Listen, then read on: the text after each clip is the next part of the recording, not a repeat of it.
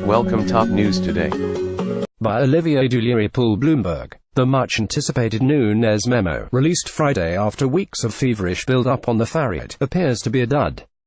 The declassified report accuses a group of current and former Justice Department and FBI officials, including James Comey, his former deputy Andrew McCabe, and current Deputy Attorney General Rod Rosenstein, of approving applications to surveil Trump campaign advisor Carter Page without disclosing that ex-British intelligence spy Christopher Steele, who compiled an intelligence dossier used in the warrant, was paid by Democratic sources and harbored anti-Trump bias.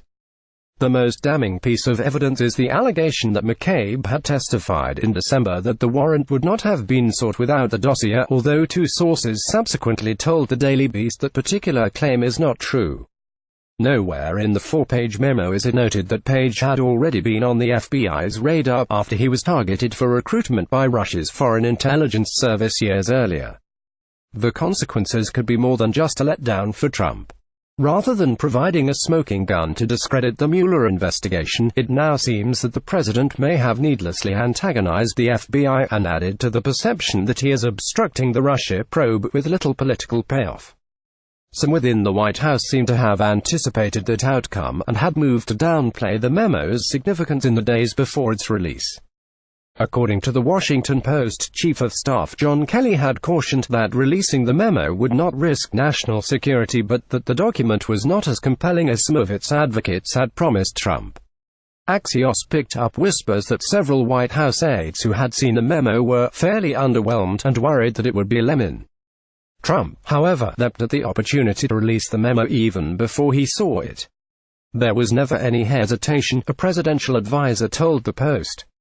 He wanted it out. Trump's calculation is personal. He reportedly believes the memo constitutes proof that the deep state is out to get him.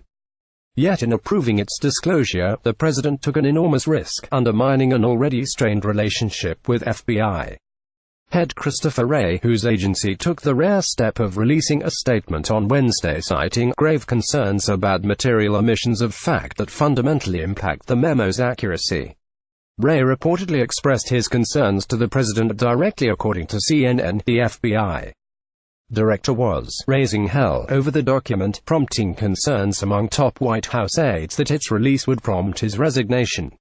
A former DOJ colleague of Wray's told Politico that such concerns are unwarranted, saying that Wray will tough this one out. He will understand his leadership is needed. In the days leading up to the memo's release, White House aides were torn.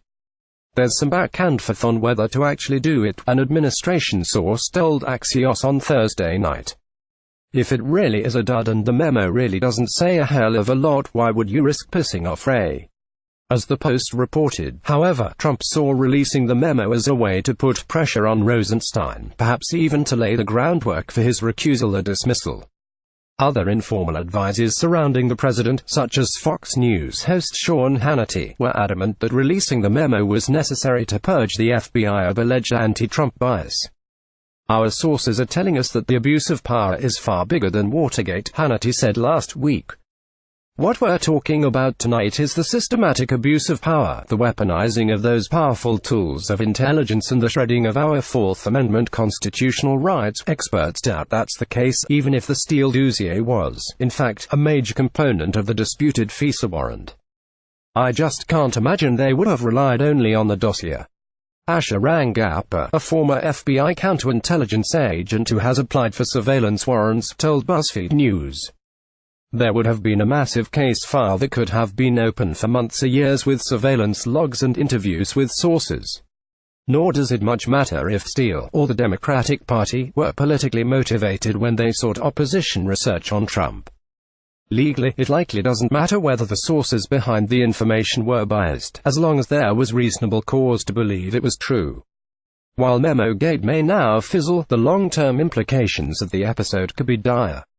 Wray's tenure at the FBI, however long he remains, is now dented, the latest casualty in Trump's long, drawn-out version of a Saturday night massacre, a slow chipping away at the DOJ. That has claimed Comey, prompted McCabe to resign, and targeted Rosenstein and Attorney General Jeff Sessions. This is clearly the most aggressive thing that Trump has done, public relations-wise, to try and brush back the Justice Department. Michael Schmidt of the New York Times told MSNBC, adding that Special Counsel Robert Mueller has been spending a lot of time looking at his conduct in office. It's become increasingly clear that there is an obstruction of justice decision that Mueller is going to have to make. Now that the memo appears to have fallen flat, Trump's push to weaponize it against Mueller may blow back in his face. This article has been updated.